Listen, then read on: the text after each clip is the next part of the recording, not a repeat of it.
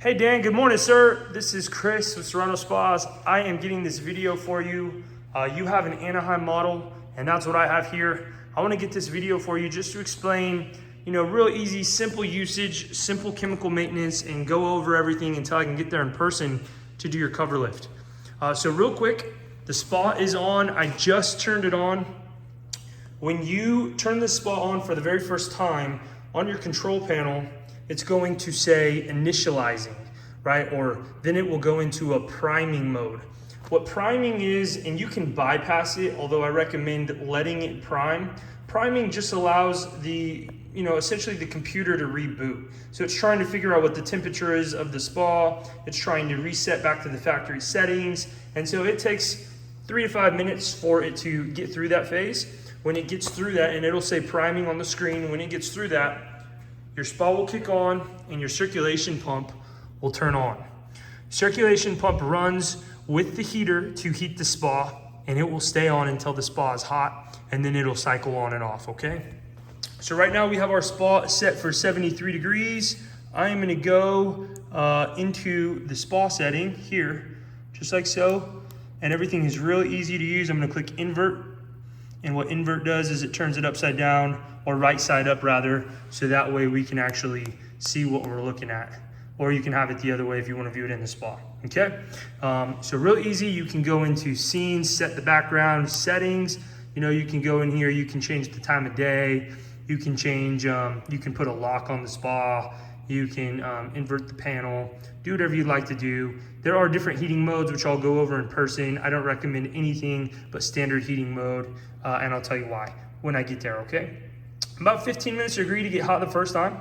So right now we're at 73 degrees. It's currently set to 100 degrees in Fahrenheit, you can see, right? So go back here and we can crank that up. Now we're at 102, which is kind of the soft spot for a lot of people.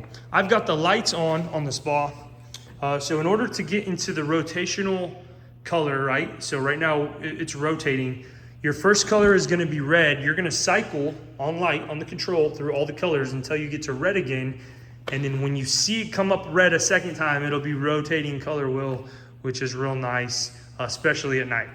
Okay, so first and foremost, whenever you fill up the spa, you always want to fill it up through the filter housing. So I unscrewed one of these filters here.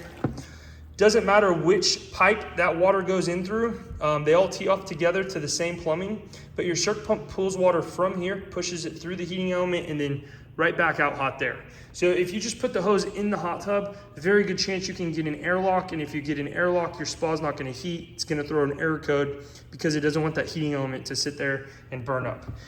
So when you put your hose in here and start filling the spa, water will spill over into the hot tub. That's totally fine, as long as the gist of it is coming right in here into this filter housing, okay? Filters just screw right back on like so. And then your filter lid is just gonna sit here like that.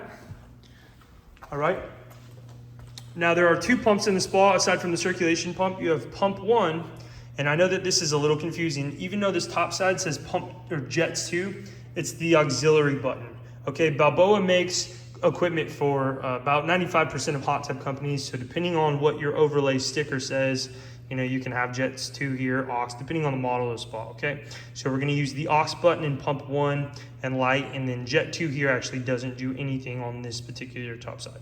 So pump 1, high-speed pump, it's gonna control the front half of the spa.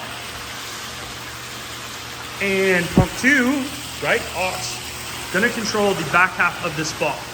Now one thing you'll see real quick is you have these little knobs on top. You have we call these air knobs. The little ones are air diverters.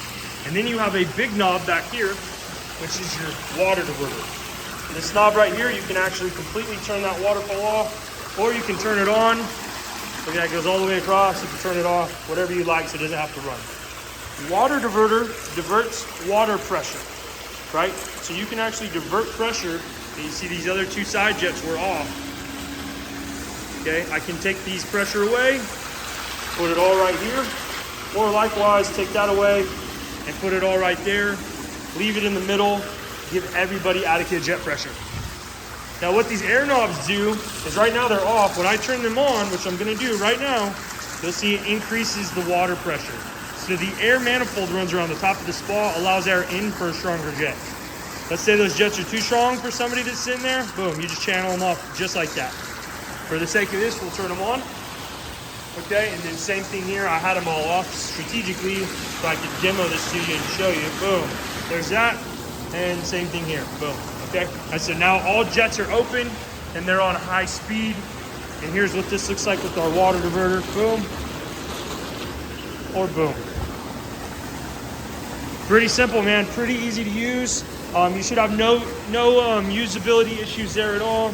And then you connect to your speaker unit in the back via Bluetooth, and I gave you the pin for that, okay? So I'm going to turn our jets off. That's the first video I'm gonna send you just on operational, and then I'm going to do a second video here, just basic startup on chemicals, okay?